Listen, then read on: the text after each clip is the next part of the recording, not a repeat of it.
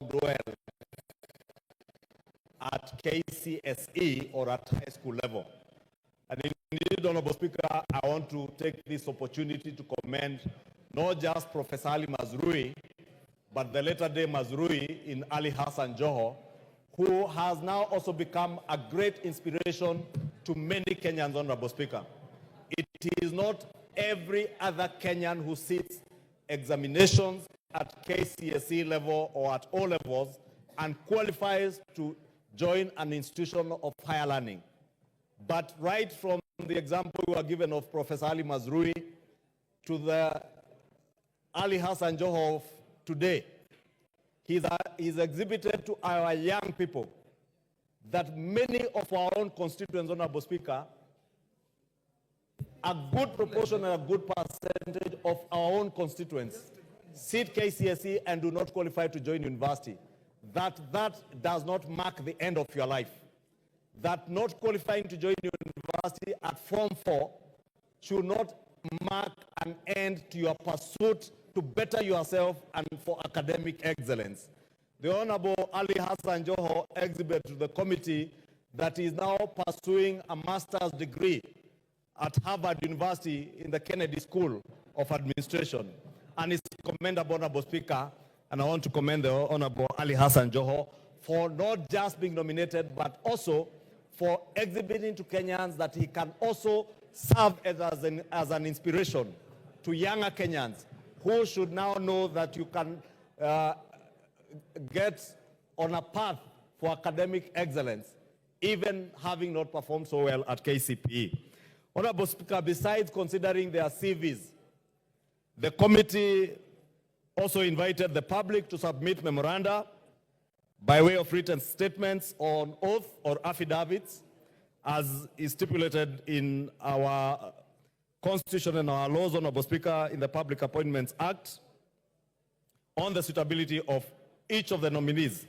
Honorable Speaker, to this end, the committee received a total of 837 memoranda. And I must thank the many Kenyans who submitted this huge number of memoranda, and it tells you that indeed public participation was not superfluous, was not for the sake of it, that Kenyans in their numbers did submit written memoranda. However, Honorable Speaker, 123 of these were hand-delivered and 714 were submitted by email.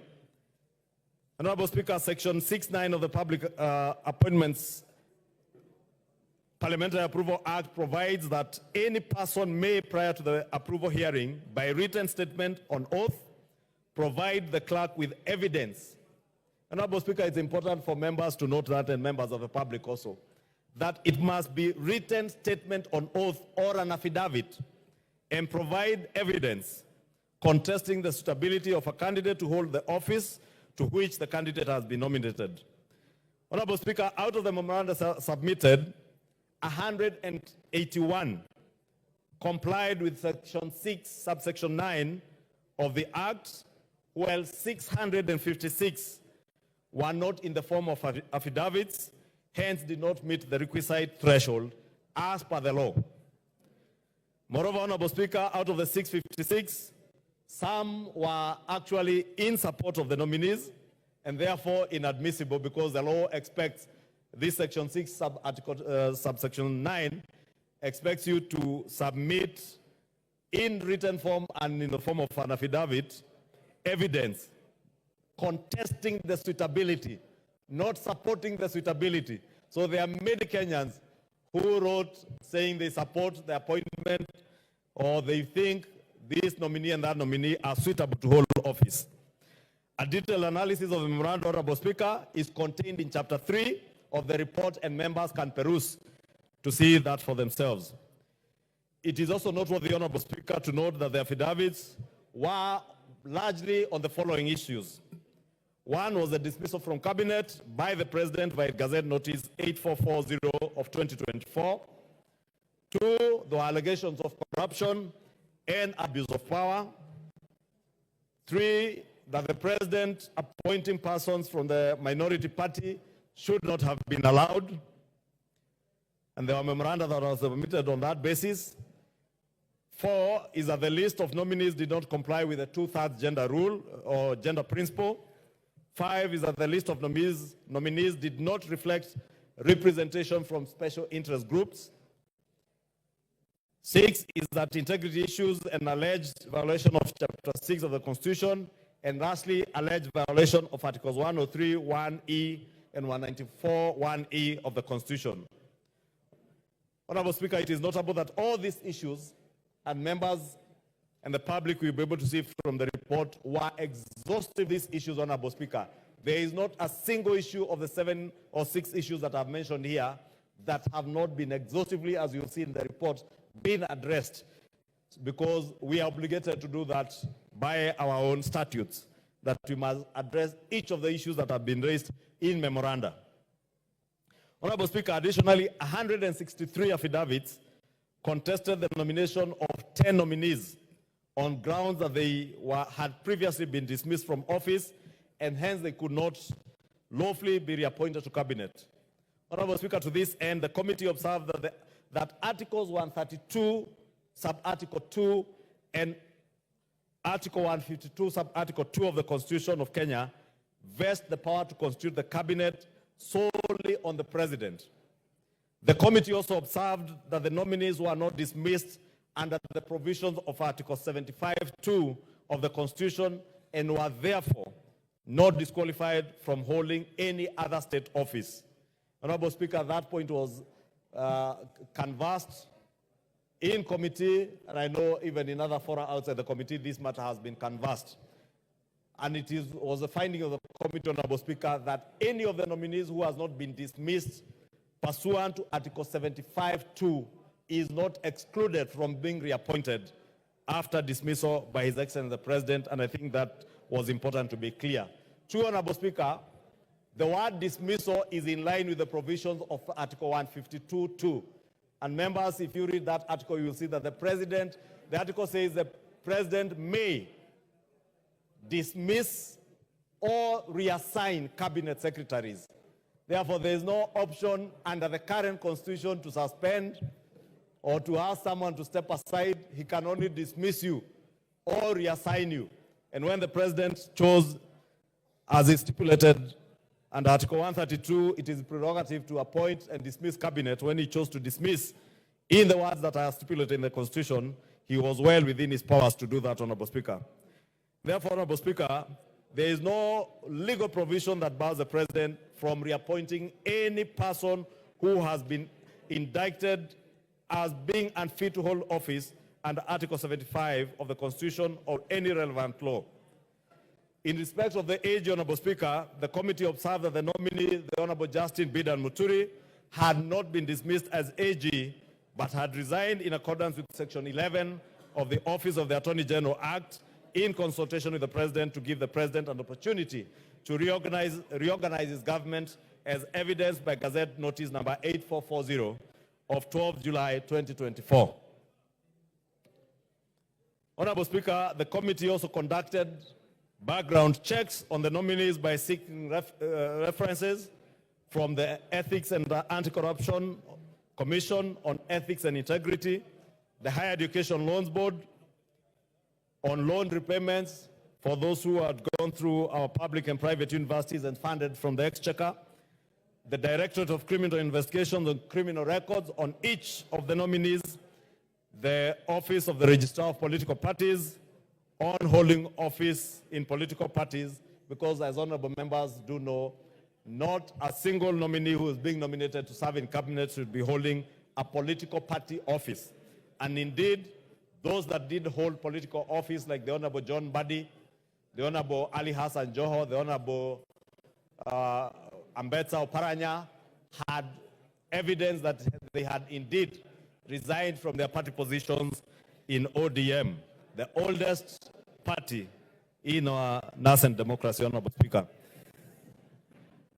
Honorable Speaker, we also did get from KRA on tax compliance and the Commission of University Education on authenticity of academic certificates. And Honorable Speaker, it's important because I've seen many people doubting certain degrees that in each of the degrees that were submitted to the committee, the Commission for University Education ascertained that those degrees and degree courses that the nominees submitted before the committee are recognized in the Republic of Kenya as degrees.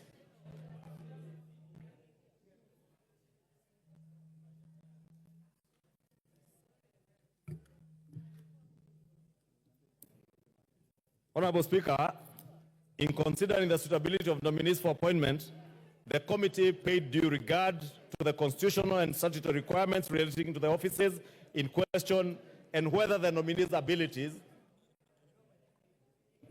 their experience, and qualities met the needs of the said offices.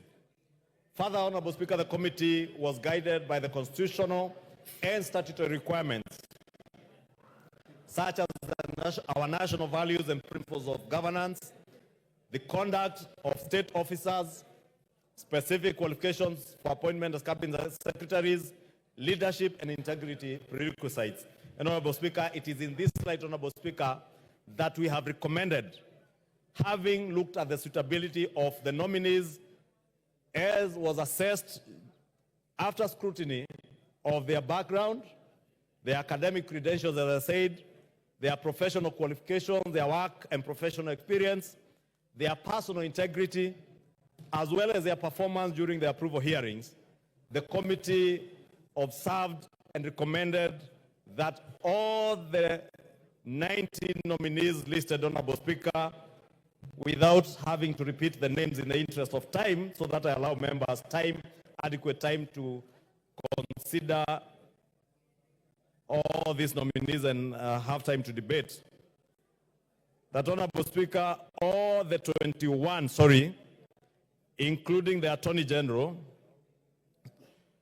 the former Attorney General, Justin Bidan Muturi, Stella Soi, Wycliffe Ambetsa Oparanya, Alfred Nganga Mutua, that out of the 21 nominees, Honorable Speaker, that were submitted to the House, and I said I don't want to read all the names because they're already there on the motion, that we consider for approval the 20 and reject the approval of only one nominee, Ms. Stella Soi Langat.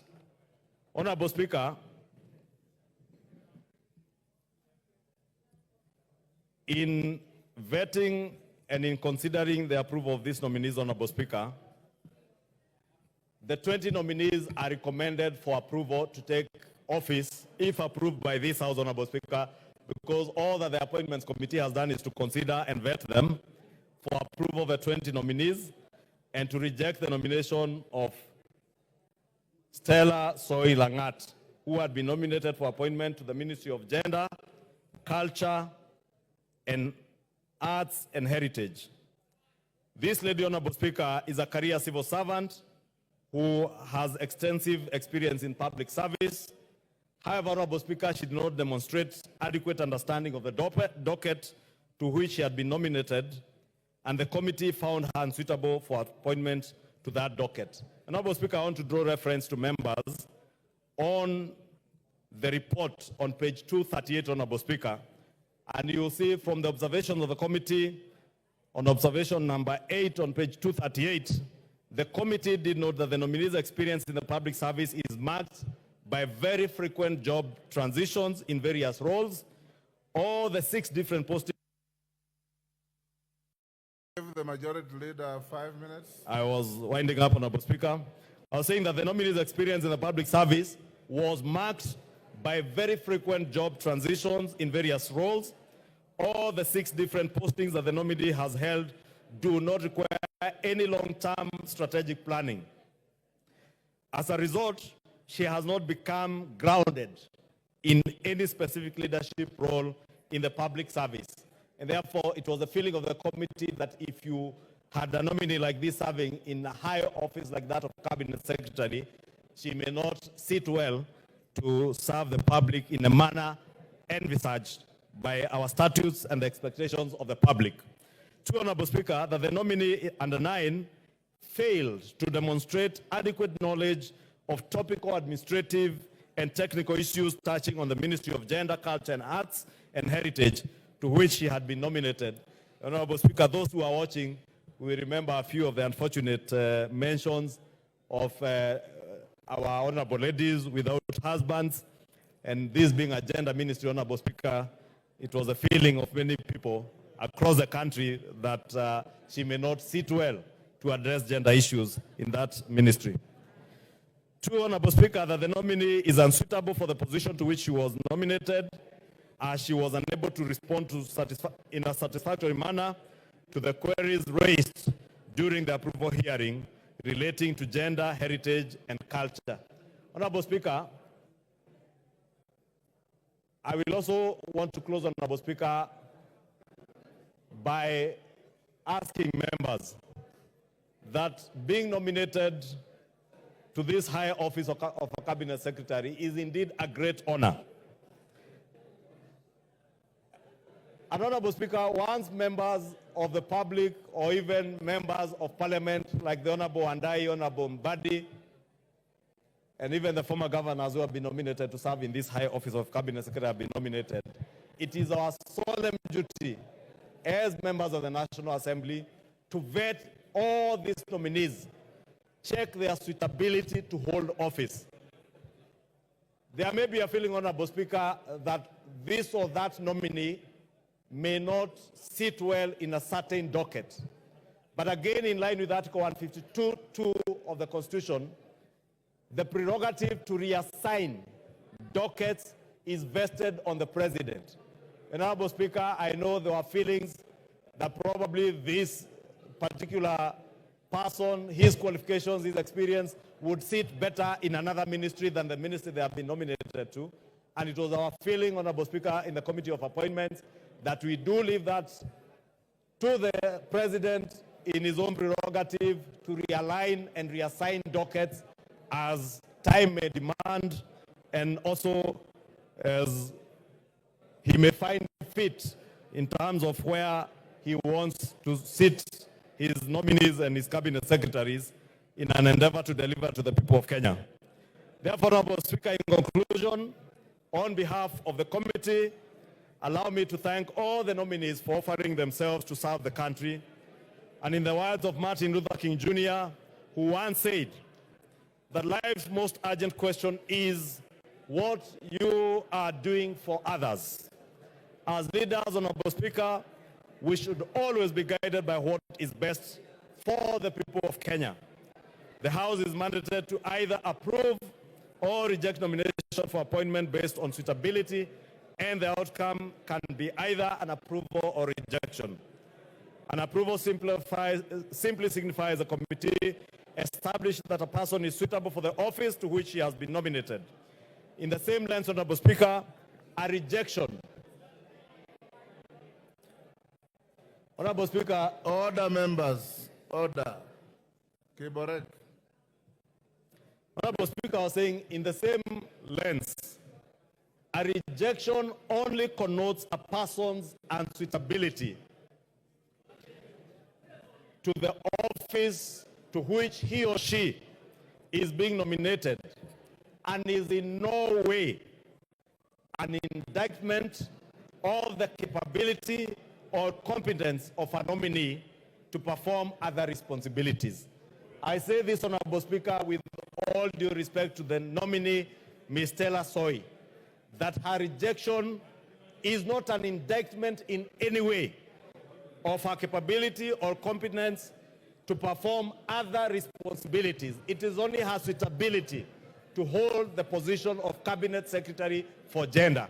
And therefore, His Excellency the President has the prerogative to nominate her into any other position other than that position that she had been nominated for. And the President is also has the prerogative to nominate another person from the same region, the same area, the same village.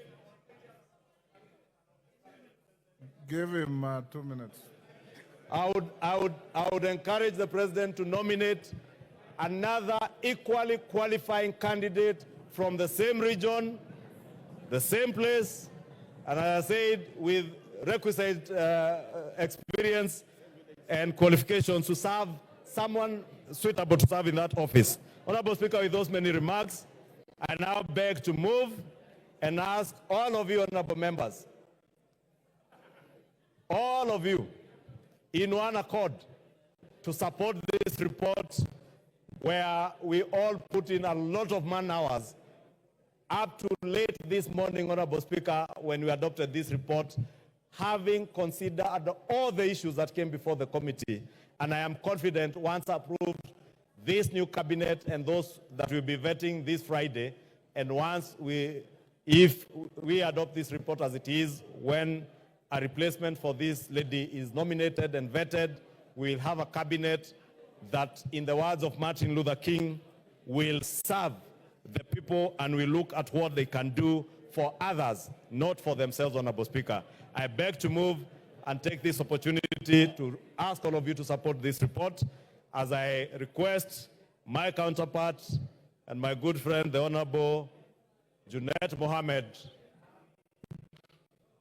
I don't know whether he's now the minority whip or the incoming leader of minority, the Honorable Junet Mohammed, to second.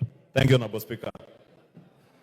Thank you, Mr. Speaker, for giving me an opportunity. Mr. Speaker, from the onset, I stand to second the motion, Mr. Speaker, for the approval of the nominees. And Mr. Speaker,